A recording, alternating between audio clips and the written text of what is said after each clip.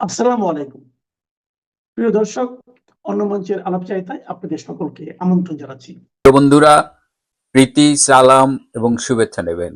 শহরে হঠাৎ হঠাৎ কিছু খুনের ঘটনা বেড়ে যাচ্ছে। মোটরসাইকেলে এসে হঠাৎ করে গুলি করে চলে যায়। এভাবে সারা দেশে কিছু হঠাৎ করেই খুন বেড়ে গেছে। হঠাৎ করে এই ঘটনাগুলো কেন ঘটছে, একটু খোঁজ নিয়ে আজকে খুব ইন্টারেস্টিং একটা তথ্য পেলাম। আমার মনে হলো যে এটি দেশবাসীর জানা উচিত বা আপনাদের জানা উচিত, যে ডক্টর ইউনূস নানানভাবে সরকার পরিচালনায় ব্যর্থ। ডক্টর ইউনূস লেজে গবরে করে ফেলেছে এবং এমন একটা অবস্থা করেছে যে কোথাও তিনি ম্যানেজ করতে পারছেন না। না ইকোনমি ম্যানেজ করতে পারছেন, না আইন শৃঙ্খলা পরিস্থিতি ম্যানেজ করতে পারছেন, না শিক্ষা ম্যানেজ করতে পারতেছেন, না মব কন্ট্রোল করতে পারছেন, কোনো কিছুই পারছেন না। তো এই অবস্থায় ডক্টর ইউনূস, আসিফ নজরুল, ডাস্টবিন শফিক এবং এনসিপি এরা মিলে একটা সিদ্ধান্ত নিয়েছে যে সারা দেশে তারা ব্যাপক হারে সন্ত্রাস করবে এবং সন্ত্রাস করে এখন দেশের পরিস্থিতি অস্থির করে ফেলবে এবং পরে এই ঘটনার দায় তারা আওয়ামী লীগের উপর চাপিয়ে দেবে। এবং তার কিন্তু রিহার্সাল শুরু হয়ে গেছে। এই বিভিন্ন শহরে যে হত্যাকাণ্ডগুলো হচ্ছে, র্যান্ডম কিলিং হচ্ছে, এগুলো সবই ডক্টর ইউনূসের এই ফেজের মেটিকুলাসলি ডিজাইন প্রজেক্ট আর কি, এগুলো চলছে। সো আপনারা জাস্ট চোখ কান খোলা রাখুন, দেখবেন যে আইন শৃঙ্খলা পরিস্থিতির এই অবনতির মুহূর্তে এই ব্যাখ্যা যদি না দেয় তখন আমাকে বলবেন যে এগুলো আওয়ামী লীগ করতেছে আর কি। আওয়ামী লীগ এমনি দৌড়ের উপরে আছে, সে তার রাজনীতি কিভাবে ফিরে আসবে এগুলো নিয়ে ব্যস্ত। এখন নিজেরা নিজেদের ব্যর্থতা ঢাকার জন্য পরিকল্পিতভাবে সারা দেশে সন্ত্রাস করবে এবং এই সন্ত্রাসের দায়টা আওয়ামী লীগের উপরে চাপাবে। মহান শহীদ বুদ্ধিজীবী দিবস পালন করার জন্য এই রাজাকার সরকার বুদ্ধিজীবীদেরকে না মারে নাই, আপনারা আটকে উঠবেন না, বাট জেলে নিয়েছে। শহীদ বুদ্ধিজীবী পালন উপলক্ষে বুদ্ধিজীবী আনিস আলমগীরকে গ্রেফতার করা হয়েছে। তিনিও সেই আমাদের শহীদ বুদ্ধিজীবীদের মতোই একটা বিশ্ববিদ্যালয়ের শিক্ষক এবং সাবেক সাংবাদিক। সুতরাং আনিস আলমগীর হচ্ছেন একটা প্যাকেজ, যাকে একজনকে হেনস্থা করলেই একই সাথে সাংবাদিক এবং শিক্ষক মানে বুদ্ধিজীবীর দুইটা শ্রেণীকে কভার করে ফেলা যায়। এই বুদ্ধির জন্য শুরুতেই আমি ডক্টর মোহাম্মদ ইউনূস এবং তার সরকারকে অভিনন্দন জানাচ্ছি এইরকম মানে যে প্যাকেজ খুঁজে বের করার জন্য।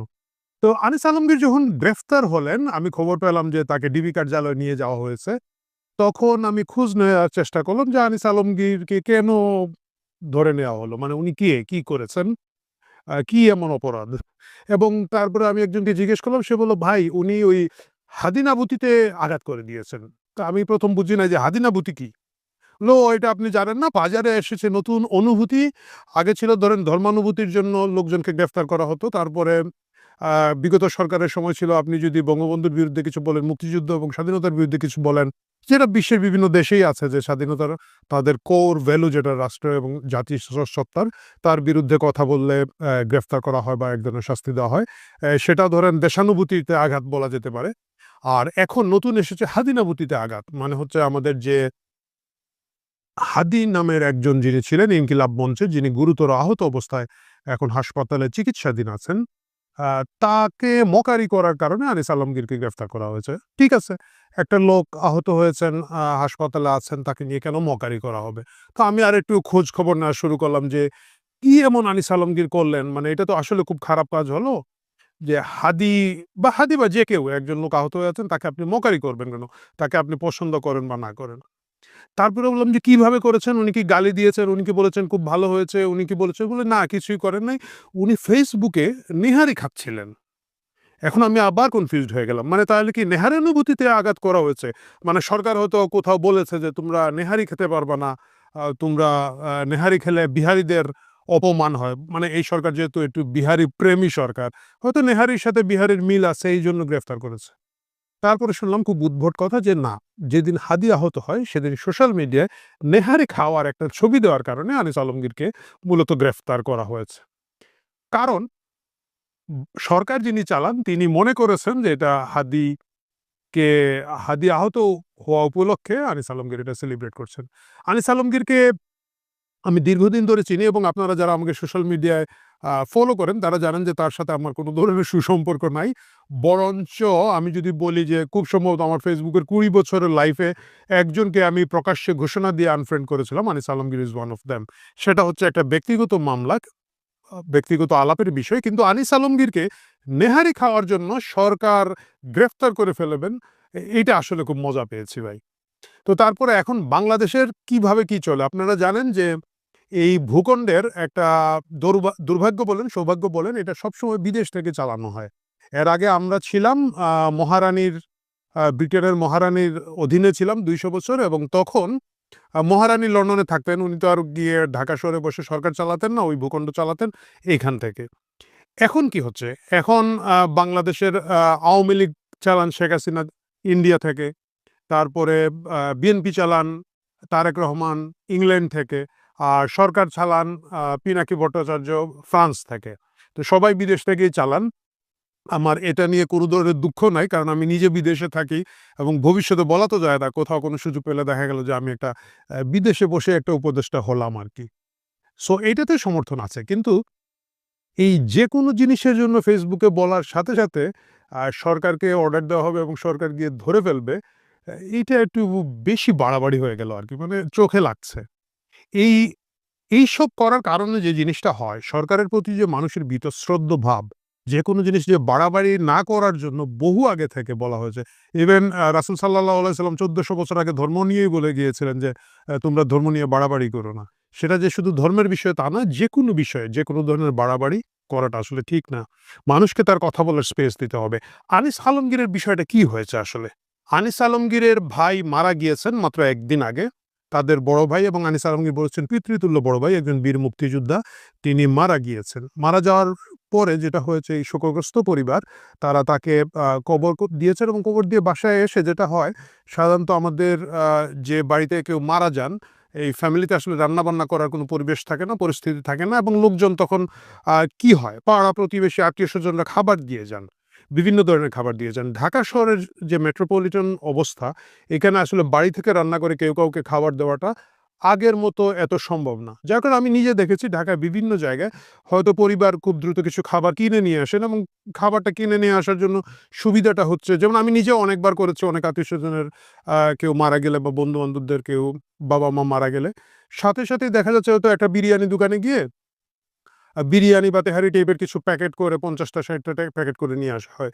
আনিস আলমগীরের ঘটনায় এটা হয়েছে, এবং উনি সোশ্যাল মিডিয়ায় বলেছেন যে ওনার ভাই মারা যাওয়ার পরে এই পরিস্থিতিতে ওনারা তখন নেহারি টেহারি যা পেয়েছেন এসে খেয়েছেন, এবং সেটা সোশ্যাল মিডিয়ায় দিয়েছে। সোশ্যাল মিডিয়া দেওয়াটা আমাদের কিছু লোকের একটা সমস্যা, মানে যাই করে, মানে এটা যে শুধু আনিস আলমগীর করেন তা না, আমি অনেককেই দেখি যাই করে ঘন্টার পর ঘন্টা আপডেট দিবে, কিছু খাচ্ছে, বাজারে যাচ্ছে, এটা কিনলাম, মাছ কিনলাম, মাংস কিনলাম, রিক্সা কিনলাম, চা খাইলাম, সবই দিয়ে থাকেন। এটা কিছু মানুষের অভ্যাস। এখন আমার আপনার নাই, আরেকজনের আছে, এটা তো আর আমরা সেটা হয়তো আপনার পছন্দ না হতে পারে, কিন্তু আমরা তো এটার জন্য কাউকে জেলে ফেলে ঢুকে ফেলতে পারি না। কিন্তু কোনো না কোনো কারণে ডক্টর মোহাম্মদ ইউনূসের এবং তার লোকজনের ধারণা হয়েছে, বা ডক্টর ইউনূসের যিনি বস আছেন সেই সব ইউটিউবারদের ধারণা হয়েছে যে আনিস আলমগীর তিহারি খাওয়ার মাধ্যমে একটা বিহারানুভূতিতে আঘাত করেন নাই, বাট উনি একটা বড় পাপ করেছেন। এই পাপের কারণে তাকে ডিবি কার্যালয়ে ডেকে নিয়ে গিয়া হয়েছে। আগের সরকারের সময় তাও ডিবিতে গেলে হাউন আঙ্কেল কিছু খাওয়া দাওয়া দিত। আমার ধারণা এখনকার ডিবি এইটাও করে না। মানে পরিস্থিতি তো সব জায়গায় একটু খারাপ হয়েছে। এই বিষয়ে স্বরাষ্ট্র উপদেষ্টাকে আমরা জিজ্ঞেস করলে বলল, আর এটা রাগের পেঁয়াজের দাম ৩৩ টাকা না ৪৩ টাকা, কতজন বেড়ে গেছে? ভাই আমি বিদেশে আছি, আমি জানি না? হ্যাঁ, পেঁয়াজের দাম বেড়ে গেছে, আমি আপনার আছেন আনিস আলমগীর নিয়া। কথা সত্য। এই দেশের স্বরাষ্ট্র মন্ত্রণালয় পেঁয়াজের মূল্য নিয়ে যেভাবে চিন্তিত, অন্য কিছু নিয়ে চিন্তিত না। এই যে হাদিকে যারা মারলো, এটা কিন্তু প্রথমে পুলিশের ব্রিফিং থেকে বের হয় না, এটা সোশ্যাল মিডিয়ায় কিছু লোকজন, দ্য ডিসেন্ট বলে একটা নতুন পোর্টাল এসেছে, এবং আরও যারা একটু অনুসন্ধানী সাংবাদিকতা করেন, তারা বিভিন্ন গবেষণা করে দেখেছেন, হাতের ঘড়ি রোডে মিল করে মোটামুটি একটা পিন পয়েন্ট করেছেন, যারা মানে সর্বোচ্চ সন্দেহভাজন, যারা মানে গুলি করেছে বলে এইসব ছবি এবং অন্যান্য বিশ্লেষণ থেকে মোটামুটি বোঝা যাচ্ছে যে এরা জড়িত আছে, এরাই হয়তো গুলিটা করেছে। এটা কিন্তু সোশ্যাল মিডিয়ার মাধ্যমে প্রচার হওয়ার কারণে সরকার একটু আমার কাছে মনে হচ্ছে ঠেকে গেছে, কারণ ওরা একটু ধামাচাপা দেওয়ার অবস্থায় ছিল। খুব সম্ভবত এটাকে বিএনপির ঘাড়ে ফেলে দেওয়ার একটা চক্রান্ত ছিল এবং সেই দিকে যাচ্ছিল, কিন্তু সোশ্যাল মিডিয়ায় হাউকা হওয়ার কারণে দেখা যাচ্ছে এটাতে আসলে যাদেরকে সন্দেহ করা হচ্ছে যে হাদিকে গুলি করেছে তারা কেউই আসলে বিএনপির সাথে সংশ্লিষ্ট না। এখন অবশ্য অন্য তেনা পেঁচানো হচ্ছে যে না, এরা কোনো এক কালে ও একটা ডাকাতি করতে গিয়ে ধরা গিয়েছিল, ওই জামিন করিয়ে দিয়েছিল এক উকিল। মানে হচ্ছে ওই উকিল আবার বিএনপি করে। মনে হচ্ছে যে কেউ এখন জামিন করতে হলে ও পরবর্তী 20 বছরের মধ্যে কারে গুলি করবে, কারে কুপাবে, মারবে, এইটা কেমনে কোন উকিল পরীক্ষা করবে ভাই আমি জানি না। যাই হোক, সেটা বিএনপি এবং জামাতের আভ্যন্তরীণ মামলা, তাদের লড়াই। কিন্তু সরকার পুরোপুরিভাবে হাদির আক্রমণকারীদেরকে গ্রেফতার করতে ব্যর্থ হয়েছে। তারা মোটরসাইকেল মালিককে গ্রেফতার করেছে বা আশেপাশে গ্রেফতার করেছে, হুইচ ইজ ওকে। সেটার জন্য আমি সরকারকে বলতে পারি যে তারা একটা চেষ্টা করছে, কিন্তু মূল কিলার কে ছিল, কারা ছিল, তাদের ছবি বিভিন্ন জায়গায় আসছে।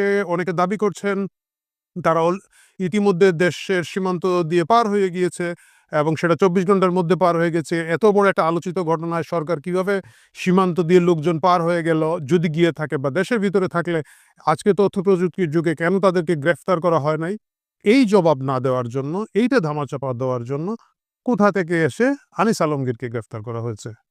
আনিস আলমগীরের উপরের এই নির্যাতন, এই নিপীড়ন, যে লোকটার মাত্র আগের দিন বড় ভাই মারা গিয়েছেন, তাকে কোনো কারণ ছাড়া নেহারি খাওয়ার জন্য পৃথিবীর বুকে একমাত্র সাংবাদিক, এটা নিন্দা জানাই। আনিস আলমগীরের একটা ঘটনা আছে, উনি ইরাকে যখন যুদ্ধ হয় সাদ্দাম হোসেনের সময়, সাদ্দাম হোসেনকে উচ্ছেদ করার জন্য যে যুদ্ধ হয়, তখন বাংলাদেশের একমাত্র সাংবাদিক ছিলেন যিনি ইরাক যুদ্ধটা অনফিল্ড কাভার করেছিলেন, ইরাকে বাগদাদে বসে কাভার করেছিলেন।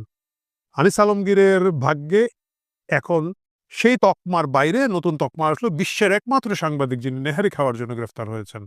আমি জানি তাকে এখন অনেকগুলা জুলাই হত্যা মামলা টামলা ঢুকিয়ে দিবে বিভিন্ন মাংস বাইরা, মানে আপনারা জানেন কাদের কথা বলছে, বলবে 10 লাখ দাও, 15 লাখ টাকা দাও, নাম কাটিয়ে দিচ্ছি। এই গ্রেফতার বাণিজ্য, এই জামিন বাণিজ্য আনিস আলমগীরের ক্ষেত্রে হয়তো হবে, সেটা জানি না, হয়তো কিছু দুর্নীতি মামলা টামলা এখন তার নামে বেরোবে, তিনি যে দোষর এটা কোনো না কোনোভাবে প্রমাণ করা হবে, কিন্তু ইতিহাসে রয়ে যাবে নেহারি খাওয়ার অপরাধে বিশ্বে একজন সাংবাদিকই গ্রেফতার হয়েছিলেন, তিনি আনিস আলমগীর। আনিস আলমগীর, আপনাকে অভিনন্দন, আপনি একটা নতুন তকমা পেয়েছেন এবং ডক্টর মোহাম্মদ ইউনূস সহ এই নিপীড়ক সরকারের প্রত্যেকটা লোকের উপরে থুতু, এই নির্যাতনের জন্য নিন্দা, এই নির্যাতনের জন্য তাদের প্রতি আমাদের একরাশ ঘৃণা।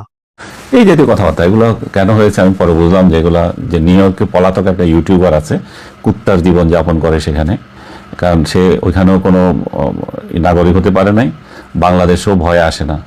এরা শেখ হাসিনার আমলে পালিয়ে গিয়েছিল কিন্তু কাগজপত্র হয় নাই, তাই আসতে পারছে না। আর ওইখান থেকে ঘেউ ঘেউ করে আমরা যারা এখানে আছি তাদের বিরুদ্ধে মানুষকে খেপিয়ে তোলে যে আমরাও যাতে ওদের মতো কুত্তার জীবন যাপন করে বাইরে পালিয়ে যাই। সে বলছে যে এই কালকে আমি রাতে একটা ভিডিও পোস্ট করেছি, আপনারা যারা আমার ফলোয়ার তারা খুব ভালো করে জানেন আমি বছরের পর বছর রাতে কি খাওয়া দাওয়া করি এটা নিয়ে পোস্ট করি, ভিডিও করি, এবং এই সময় এই গত কয়েকদিন ধরে আমি মুক্তিযুদ্ধের গান দিয়ে ভিডিও করছিলাম। তো সেরকম একটা ভিডিও কালকে নেহারির খাওয়া নিয়ে এটা দিলাম, সেখানে ইয়ের কথা আছে, হাদিকে আমার ইয়েতে আনা হয়েছিল যে হাদির যে গুলিবিদ্ধ হলো এটা নিয়ে নানা জল্পনা কল্পনা হচ্ছে। এই হাদির কিছু লোক মির্জা আব্বাস যখন ইয়েতে গেলেন হসপিটালে হাদিকে দেখতে গেলেন, তখন ওইখানে অভিযোগের আঙুল তুললো হাদির দিকে। আবার হাদির আরো কিছু লোক বলছে যে এটা জামাত করেছে, সাদেক কাইয়ুম নাকি এখানকার থেকে ইলেকশন করবে ঢাকা 8 আসন থেকে, তার সঙ্গে যে একটা ছেলেকে দেখা যাচ্ছে সে এটা হত্যাকারী, হাদির সাথে এটা দীর্ঘদিন থেকে নাকি ক্যাম্পেইন করছিল। এরা কি বোকা, এরা নিজেদের সাথে ঘুরে যে লোককে নিয়ে ক্যাম্পেইন করছে সে কোন দলে তারা সেটা জানে না। পরে তারা এখন আবিষ্কার করেছে সে নাকি ছাত্রলীগ করে। আমার কাছে এটা অবিশ্বাস্য মনে হচ্ছে, কারণ হাস্যকর বলছি আমি। হাস্যকর এই জন্যই যে এই ছেলে 24-এর গণ অভ্যুত্থানের পর 17 লাখ টাকা নাকি কত লাখ টাকা ডাকাতি করতে গিয়ে ধরা পড়েছে র্যাবের হাতে, এবং তাকে থানা জেলও খাটতে হয়েছে। তাকে বিএনপির উকিল না জামাতের উকিল মানে মুক্তি দিয়ে দিয়েছে, এখন সে এদের সাথেই ঘুরে। তো এই কি তাহলে গুপ্ত ছাত্রলীগ? আর গুপ্ত ছাত্রলীগ এখন কিভাবে আছে এখনো পর্যন্ত? তাহলে সে কি সাদেক কাইয়ুমের মতো কেউ? তা তো না, সাদেক কাইয়ুমরা তো গুপ্ত ছাত্রলীগ ছিল, এটা এখন স্বীকার করছে। তাহলে এই ছেলে গুপ্ত ছাত্রলীগ কিনা এখন, নাকি এখন গুপ্ত শিবির নাকি কিভাবে জানে? কারণ সে যদি ছাত্রলীগ হয়ে থাকে তো তাহলে এটা তো একটা কমন সেন্সের বিষয় ও এই সময় কিভাবে এই ধাপটের সঙ্গে ঘুরে বেড়াচ্ছে, তারপরে লিপলেট বিলি করছে। আমি তো ছাত্রলীগ করা আমার বহু আত্মীয় স্বজন কাউকে দেখি না, ওরা সব পালিয়ে আছে। যাই হোক, ও ছাত্রলীগ করুক না করুক আমার কোনো মাথা ব্যথা নাই, হেডেক নাই। ও জাহান্নামে যা করে, দরকার হলে এই সরকার ধরে এনে প্রমাণ পাইলে গুলি করুক, সেটা সরকারের দায়িত্ব। কিন্তু কথা হচ্ছে, আমি কেন আমার দৈনন্দিন জীবনের যাপনের ডিজিটাল ডায়েরি নামে আমি যেগুলো প্রকাশ করি সেটা করতে পারবো না? হাদিকে গুলিবিদ্ধ করা হয়েছে সেই জন্য। এখানে হাদির সাথে কি সম্পর্ক এটার? আমি সেটা বুঝলাম না। আমি একই জিনিস দেখেছিলাম আরেকদিন, এই যে গণ অধিকার ফোরামের নূর যখন গুলিবিদ্ধ হলো, সেই দিনও একই ফতোয়া যে আপনি কিভাবে আজকে খাচ্ছেন দাচ্ছেন। আরে বাবা, খাওয়া দাওয়া কি মানুষ বাদ দিয়ে দেবে? আনন্দ ফুর্তি কি মানুষের থেমে যাবে? এমন কি ঘটনা ঘটেছে যে তারা যদি একটা সেন্স কাজ করে, তারা যদি সত্যি সেদিন মারা যেতেন, সেরকম একটা দিনে যদি কিছু হতো, তাহলে আপনি বলতে পারতেন যে হ্যাঁ ভাই আপনি বোধহয় আনন্দ করছেন। না ভাই, আনন্দ করার কিছু নেই। আমাকে এই যে সকাল থেকে মানে একটার পর একটা মেসেজ যারা করছেন, তাদের একটাই কটূক্তি, গালাগালি। আমি বুঝতে পারছি হাদির অনুসারীরা হাদির মতোই কিভাবে গালাগালটা রপ্ত করে ফেলেছে। একজন মানুষকে না জেনে, না শুনে, না বুঝে কোনো একজন পলাতক টোকাই কি বলে দিল, সেজন্য আপনি গালাগালি শুরু করে দিচ্ছেন। আবার আমাকে মেসেজ পাঠাচ্ছে এরকম, তোকে 10 টুকরা করব, তোকে এই করব, তোকে সেই করবো। আর ভাই, করবি কর। তোরা যদি হাদির অনুসারী হয়ে থাকিস, তাহলে তো হাদির কথাগুলো তো মান। হাদি তো বলেছিল রাজপথে আমাকে কে মেরে গেল সেটাতে আমার কিছু আসে যায় না, আমি এরকম মৃত্যুই চাই। আমাকে আরো আমার পরে আমার ছেলে আসবে, আরো কেউ আসবে, আমার প্রজন্ম আরো তার প্রজন্ম পরে আসবে। আমি সেটা বলি না, কিন্তু আমি এটুকু বলি যে মৃত্যু ভয় আমার নাই, এবং মৃত্যুর মতো এবং তোদের হত্যা করার মতো এমন কোনো কাজ আমি করছি না। আমাকে তোরা নিজেরা কেন আওয়ামী লীগ বানাস? আওয়ামী লীগ বানাতে যাস কি কারণে? আওয়ামী লীগের আমলে আমি কথা বলতে পারি না, আওয়ামী লীগ আমার উপর দিয়ে নির্যাতন করেছে, আমার সাংবাদিকতার 12টা বাজিয়েছে। আর এই মুহূর্তে যখন আমি কথা বলি তখন আবার আমার আওয়ামী লীগার। এখন আমাকে আওয়ামী লীগাররা খুশি হয়ে যদি আওয়ামী লীগার বানায়, সেখানেও আমার করার কিছু নাই। তোরা যারা আবার আমাকে আওয়ামী লীগার বানাস, তাতেও তো আমার করার কিছু না। আমি কি করবো? আমি তো আমার মতোই আছি, আমার তো কোনো রাজনীতি করতে হয় না। আমি কোনো টক শোতে যাই কেন? টক শোতে যারা ডাকবে তাদেরকে হেয় করবে, তাদেরকে এই করবে সেই করবে। আরে ভাই, টক শো কি আমার পেশা? টক শোতে না গেলে আমার কি আসে যায়? আমি আরো একদিন বলেছি, ডাকলে যাবো, না গেলে না ডাকবো, এটা তো আমার পেশা না, এটা দিয়ে আমার খাইতে হয় না, এটা নিয়ে চলতে হয় না। আমি তো ফকিরের ঘরে জন্ম নিই নাই যে আমার খাওয়া পড়ার দায়িত্ব তোদের উপর আছে, আর তোদের জন্য তোদের কথায় আমার চলতে হবে তো, এবং খাওয়া পড়ার আমার ডিস্টার্ব হয়ে যাবে, তাই এগুলো নিয়ে আমার উদ্বিগ্ন হইতে হবে। আমার তো কিছু না। আমাকে বলছে যে আপনি কি আপনার ভাইয়ের দিন বিরিয়ানি খাবেন, নিহারি খাবেন। আরে ভাই, নিহারি আমার ইচ্ছে হলে খাবো, এটা ভাইয়ের মৃত্যু আবার কি? এটা তো আমার মন মানসিকতার উপর। আমি সারাদিন কিছু করে খাই নাই আজকে, কারণ আমার মন চাই নাই। আবার দুপুরে যখন ওনাকে খবর দিয়ে এসলাম আমরা বনানী গোরস্থানে, বাইরে হয়ে ওনার বনানী গোরস্থানে, যে সামরিক গোরস্থানে ওনার দাফনটা হয়েছিল। উনি একজন বীর মুক্তিযোদ্ধা হিসাবে ওখানে তাকে শ্রদ্ধা জানানো হয়েছিল ঢাকা জেলার পক্ষ থেকে বা এলাকার পক্ষ থেকে, প্রশাসনের লোক ছিল। সব দিক দিয়ে জানাজাটাও ভালো হয়েছিল। ওই যে সিএমএস হসপিটালে আমরা জানাজার আয়োজন করেছিলাম। এখন আমি একটা আমাদের পারিবারিক কাহিনী বলি, যে আমার আব্বা, আম্মা, আমার বড় আরো 2 ভাই মারা গেছেন। তারা যেদিন মারা গেছেন সেদিন কিন্তু আমরা এই মেজবানির আয়োজনই করেছিলাম। সেটাকে মেজবানি বলে, জিয়াফত বলে, যেভাবে হোক গরু কেটেই সে অনুষ্ঠান করতে হয়েছে। কারণ যারা এসেছিল আমাদের বাড়িতে, তারা তো কিছু খাবে, তারা না খেয়ে তারা জানাজাতে আসছে, তারা আমাদের আত্মীয় স্বজন। তো আমাদের মতো এত বড় একটা পরিবারকে কি 2-4 জন বাদ পাঠালে হয়? যেটা একটা নিয়ম আছে কারো বাড়িতে কিছু পাঠানো, মৃত বাড়ি, সেটা কি সব বাড়িতে সম্ভব? তো আমরা আমাদের মা এবং আমার 2 ভাইয়ের যে মৃত্যু দিবস, সেই জিয়াপতই খেয়েছি।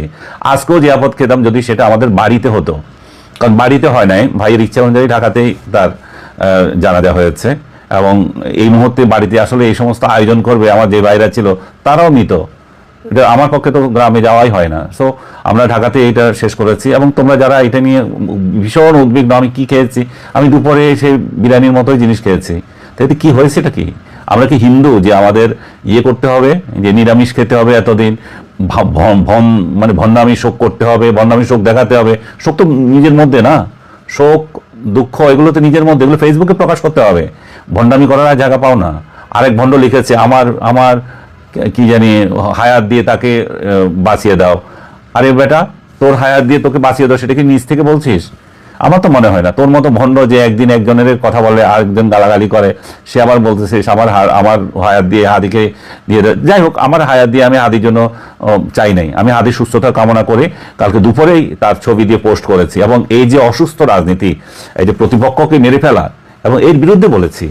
আমি বলেছি এগুলো আমাদের সুস্থতা আনে দিচ্ছে না। 5 আগস্টের পর আমরা যেটা শুরু করেছি সেটা সুস্থ রাজনীতি না। হাদির প্রতি যেটা হয়েছে সেটা অসুস্থ রাজনীতি। হাদিকে আমি চিনি না, তার সাথে আমার কোনোদিন দেখা হয় নাই, কথা হয় নাই, টক শোতেও যায় নাই। ইনফ্যাক্ট মানে আপনারা অনেকে আশ্চর্য হবেন, হাদিকে আমি চিনেছি, সে আমাকে শাহবাগী বলে ফেসবুকে আক্রমণ করলো ওই যেদিন আওয়ামী লীগকে করা হচ্ছে, নিষিদ্ধ করা হচ্ছে শাহবাগে সেদিন। তার হচ্ছে হ্যাঁ, আমাকে জিজ্ঞেস করছে আপনি কি এখনো শাহবাগ? আমি বলছি, হ্যাঁ আমি শাহবাগী, আমি তো গিয়েছি শাহবাগ। কিন্তু দুঃখজনক ঘটনা হচ্ছে এই যে মূর্খরা যারা আমাদেরকে শাহবাগী বলে গালি দেয়, ওরাই শাহবাগের যারা মানে ছিল, উদ্যোক্তা ছিল, পিনাকি সহ আদার্স, ওদেরকেই পূজা করে।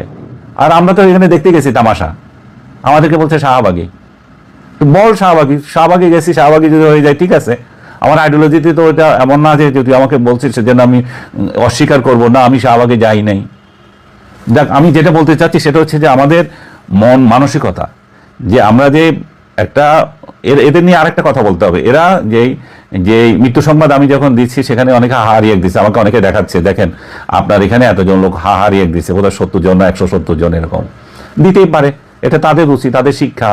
এরাই তো বাংলাদেশকে শিখিয়েছে মৃত ব্যক্তির সংবাদ দেখার পর ওইখানে লেখা আলহামদুলিল্লাহ, থ্যাঙ্কস। ওরা কেউ আলহামদুলিল্লাহ লেখে নাই, শুধু এটুকুই জিজ্ঞেস করছে যে আপনি কি আপনার ভাইয়ের মৃত্যুদিনে আজকে কি খাবেন। তো আমি জানিয়ে দিলাম আমি কি খেয়েছি এবং আগামী দিনে কি খাবো সেটা আমার ফেসবুকে যারা ফলো করে তারা অবশ্যই আপনি দেখবেন। আমরা এই ভণ্ডামি করি না, আমি শোকার্ত। শোকার্ত তার মানে এই নয় যে ভণ্ডামি করতে হবে, শোকগিরি করতে হবে, হাদি গুলিবিদ্ধ, সেজন্য আমাকে যদি না খেয়ে থাকতে হয়, না আপনি আজকে কিছু খাবেন না, তো তাহলে আইন করো একটা। হাদি গুলিবিদ্ধ হয়েছে, আপনি ভিডিও আপলোড করবেন না, ভিডিও দিতে পারবেন, আপনি খাইলেও বলতে পারবেন না। তো তোমরা নিজেরা এটা করে আবার দেখাও, তাহলে তো একটা ভালো হয়। আর কি বলবো, বলে এই অসুস্থ রাজনীতি, অসুস্থ চিন্তা, এগুলো নিয়ে আর কথা বলতে ইচ্ছা হয় না। আর পলাতক যে 2 ইউটিউবার আছে তাদের তো মাথা এমনিতে খারাপ হয়ে গেছে। এই যারা এখানে যে গর্দকগুলো তাদেরকে অনুসরণ করে আমাকে গালাগালি করছো, তাদের তো এটা মাথায় রাখা উচিত। তোমাদের তো আরো বারবার বলছি, যেহেতু নির্বাচন আসছে, ওদের ভাত বন্ধ হয়ে যাচ্ছে, নির্বাচন আসলে একটা নির্বাচিত সরকার আসবে, সেই সরকার এই দেশের দায়িত্ব নেবে, তখন এই সমস্ত লাফাঙ্গা টোকাই রাস্তার কুত্তার মতো ট্রিট করবে তাদেরকে। এখন তো কিছু বলে না অনেকে, যে ফলোয়ার আছে কার বিরুদ্ধে কি বলে সেই জন্য। যাই হোক, আজ বিশেষ কিছু বলবো না, এমনিতে মন দিল খারাপ আছে।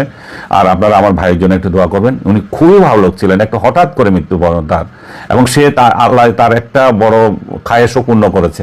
সে সবসময় বলতো আমি যাতে কোনো অনুগ্রহে কারো হাতের উপরে বিছনায় পড়ে মৃত্যুবরণ না করি, আমার যাতে আল্লাহ এমন একটা মৃত্যু দেয় যাতে কাউকে কষ্ট না দিই। সত্যিকার অর্থে তাকে কাউকে কষ্ট দেয় নাই। সে দীর্ঘদিন অনেকবার অসংখ্যবার হজ করেছে সৌদি আরবে থাকাকালীন, কারণ সে তো হাজি ছিল, এরপরেও গিয়েছে। তারপর আমার আব্বাও কয়েকবার হজ করেছে, আব্বাকেও নিয়ে গেছে, আমিও কয়েকবার হজ করেছি। আমাদের ফ্যামিলিতে আসলে হাজির সংখ্যাই এখন সবচেয়ে বেশি হয়ে গেছে। আমার মনে পুরো মানে আমাদের গ্রামেও হবে না এত সংখ্যক কোনো ফ্যামিলিতে আছে এতগুলো হাজি। আমার দাদা, আমার নাতি, আমার নাতির বলেও হজ করছে, এরকম অবস্থা হয়েছে এখন। যাই হোক, তো ভাইয়ের এই মৃত্যুটা যাতে আল্লাহ তাকে বেহেশত নসিব করুক যেভাবে গিয়েছে। এবং এই ডিসেম্বরটা আমার জন্য সত্যিকার অর্থে একটা শোকের মাস হয়ে রইল। আমি এই ভাইকে হারালাম। এই আগামী 15 তারিখ আসতেছে আবার আমার মায়ের মৃত্যু দিবস। 15ই ডিসেম্বর উনি মারা গিয়েছেন। আবার 25 তারিখে আসতেছে আমার চাচার মৃত্যু দিবস। এই ডিসেম্বর মাসটা আমার জন্য সত্যি একটা আনলাকি মাস। এবং এই মাসে বাংলাদেশ স্বাধীনতা অর্জন করেছে, কিন্তু আমার এই স্বাধীনতার পর আমার ব্যক্তি জীবনে আমি যা দেখতেছি, এই ডিসেম্বর মাসটা আমার জন্য খুবই শুধু মানে দুঃসংবাদ নিয়ে আসে। আমি চাচা, আম্মা, তারপর এই যে বড় ভাইকে খুবই ভালোবাসতাম। আমি দেখছি আমার ভালোবাসার মানুষগুলোকে আল্লাহ খুব তাড়াতাড়ি নিয়ে নিচ্ছে এবং হঠাৎ নিয়ে নিচ্ছে, কোনো ছাড়া। চাচাও ঠিক এরকম এক রাতে মারা গেলেন, মানে এই হঠাৎ বুকে ব্যথা হয়েছে, হাসপাতালে নেওয়ার পথেই মারা গেছেন। যাক, আপনাদেরকে আবারও অনুরোধ করছি যে আমার বাবা মা, ভাই বোন যারা মৃত্যুবরণ করেছেন, চাচা, সবার জন্য একটা দোয়া করবেন। সবাই ভালো থাকবেন। আর ভুল ত্রুটি হলে আমাকেও মাফ করবেন। আমি তো মানুষ, আমি তো ভুল ত্রুটি করতে পারি। আপনাদের হয়তো আবেগে আঘাত দিয়েছি, কিন্তু আমি আসলে আপনাদেরকে কাউকে ইনসাল্ট করার মেন্টালিটি নিয়ে কোনোদিন আমি কাউকে কিছু বলি নাই। এবং এই যে একজন গুলিবিদ্ধ ব্যক্তি, একজন মৃত ব্যক্তি, এগুলোকে নিয়ে কেন আমরা করব? এগুলো নিয়ে কোনো অসভ্যতা, এগুলো যে সমস্ত অসভ্যরা এগুলো করে তারাই শুধু এগুলো অন্যদের নামে ছড়ায়। তারাই সেই সমস্ত লোক, আপনাদের কিছুক্ষণ আগে বললাম, যারা অন্যের মৃত্যুতে আলহামদুলিল্লাহ বলে। এরাই আলহামদুলিল্লাহ মানে সংস্কৃতির জনক। এরাই আবার অন্যের অনুভূতি নিয়ে, অন্যকে নিয়ে কথাবার্তা বলে। তখন সত্যি এটা একটা লজ্জাজনক বিষয়। বর্তমানে এভার কেয়ার হাসপাতালে 2 জন মানুষ সংকটাপন্ন অবস্থায় আছেন, খুবই সংকটাপন্ন অবস্থায়, এবং জাতি তাকিয়ে আছে। একজন হচ্ছেন বেগম খালেদা জিয়া আর আরেকজন হচ্ছেন ওসমান হাদি। এই দুজনের ব্যাপারেই বাংলাদেশের মানুষ খুব চিন্তিত। ওনারা কি বাঁচবেন না মরে যাচ্ছেন, নাকি মরেই গেছেন, এরকম প্রশ্ন আসছে। কিন্তু খালেদা জিয়া এবং ওসমান হাদির ভেতরে পার্থক্য হচ্ছে সিদ্ধান্তের ব্যাপারে, যে খালেদা জিয়ার চিকিৎসার দায়িত্বে, সরাসরি চিকিৎসার দায়িত্বে যে বোর্ড গঠন করা হয়েছে, সেই বোর্ডের বিশ্ববিখ্যাত ডাক্তারদের কোনো কথা আমরা সরাসরি শুনতে পারিনি। তার স্বাস্থ্যের ডিটেলস আমাদের শোনার অধিকারই নেই। পলিটিক্যাল কমেন্ট হচ্ছে সব। ডাক্তার জাহিদ, যে কিনা বিএনপির লোক এবং খালেদা জিয়ার ব্যক্তিগত চিকিৎসক, সে তো আর বোর্ডের মেইন ডাক্তার নয় এবং সেই বোর্ডে আছে বলে আমি মনেও করি না। তার দিয়ে একটা কথা বা অন্যান্য রাজনীতিবিদদের কোনো যেসব কথা শুনছি, এগুলো আসলে সেই বোর্ডের দায়িত্বপ্রাপ্ত বিশ্ববিখ্যাত ডাক্তারদের কোনো কথা নয়। তাই খালেদা জিয়ার অবস্থা সম্পর্কে আমরা খুব একটা স্পষ্টত জানি না। এবং ওসমান হাদি গুলি খাওয়ার পর খালেদা জিয়ার অবস্থার ব্যাপারে কোনো রিপোর্ট আর হচ্ছেই না। অন টপ অফ ইট, তারা যখন 25 তারিখে আসবেন ডিসেম্বরের, ব্যাপারটাকে পুরো ডাইভার্ট করে দেওয়া হচ্ছে। আমরা আর কেউ আর খালেদা জিয়ার সম্পর্কে কিছুই শুনতে পাচ্ছি না, টোটালি বন্ধ হয়ে গেছে। এটা লক্ষ্য করেছেন? কিন্তু অপরদিকে ওসমান হাদির ব্যাপারে অন্তত আমরা ডিটেলস কিছু জানতে পারছি, ওনার ইনজুরি সম্বন্ধে জানতে পারছি, ওনার চিকিৎসা দায়িত্বপ্রাপ্ত কিছু নিউরোসার্জনদের কথা আমরা শুনতে পাচ্ছি এবং আমরা কিছু বিষয় বুঝেছি। ওনার ইনজুরি কোথায় লেগেছে, কোথায় বেরিয়ে গেছে, ডিটেলস আমরা একজন ডাক্তারের কাছ থেকে শুনলাম, নিউরোসার্জন, এবং উনি বললেন নাকি যে উনি ব্রেইন ডেড, মোটামুটি এরকম একটি কথা উনি বলেছেন। এবং আমরা মোটামুটি ওনার ডিটেলস ইনজুরির কথা জেনেছি। এখন প্রশ্ন আছে, ওসমান হাদিকে বিদেশে নেওয়ার জন্য, অর্থাৎ সিঙ্গাপুরে নেওয়ার জন্য সকল প্রস্তুতি সম্পন্ন হয়েছে যা শুনলাম, এবং সেখানে অ্যাক্সিডেন্ট এমার্জেন্সিতে নিয়ে যাওয়া হবে। এবং খালেদা জিয়ার অবস্থা কি ওনার চাইতে খারাপ কিনা, তাহলে ওনাকে নেওয়া যাচ্ছে না, কারণ ওসমান হাদির তো অবস্থা ভয়ঙ্কর খারাপ, সেখানে ওনাকে নিয়ে যাওয়ার জন্য প্রস্তুতি নেওয়া হচ্ছে। এটা মেক সেন্স করছে না আমার কাছে। নাকি খালেদা জিয়া অলরেডি মরেই গেল, কে জানে, আল্লাহ জানেন। আমাদেরকে তো পুরো ধূম্রজালে রাখা হয়েছে। তবে ওসমান হাদির ব্যাপারে একটি মানবিক সিদ্ধান্ত নেওয়া দরকার বলে আমি মনে করি। আমরা যখন ল পড়েছিলাম, ল পড়ার সময় আমরা ইউথেনেশিয়া বিষয়টা পড়েছিলাম। ইউথেনেশিয়া, যারা ল পড়েছেন তারা জানেন যে ইউথেনেশিয়া একটা বিষয় আছে। সেটা হচ্ছে যখন মানুষ ইরিভার্সিবল যন্ত্রণাদায়ক অবস্থায় বেঁচে থাকে প্রচন্ড, বা তখন ডাক্তাররা সাপোর্টটা বন্ধ করে দেন বা বন্ধ করার ব্যাপারে ওপিনিয়ন দেন, মতামত দেন, এবং যারা কিনা পরিবার আছে ওনাদেরকে স্পষ্ট করে বলেন যে রোগীর এই অবস্থা, তো তাকে বাঁচিয়ে রাখার দরকার নাই, এরকম একটা ওপিনিয়ন ডাক্তাররা দেন। ওসমান হাদির যে এরকম ইনজুরি, এরকম সিমিলার অনেক কেস ওয়ার্ল্ডে আছে, সিমিলার, এবং সেখানে মানবিক বিষয় আলোচিত হয়েছে, সিদ্ধান্ত হয়েছে। আমি এই ভিডিওর ডেসক্রিপশন বক্সে এবং আমার ফেসবুক স্ট্যাটাসেও এই ডিটেলস আলোচনাগুলো আমি দিয়েছি, কারণ এই বিষয়ে আমি ইনজুরি নিয়ে একটু গবেষণা করলাম যে বিশ্বে কি অবস্থায় আছে।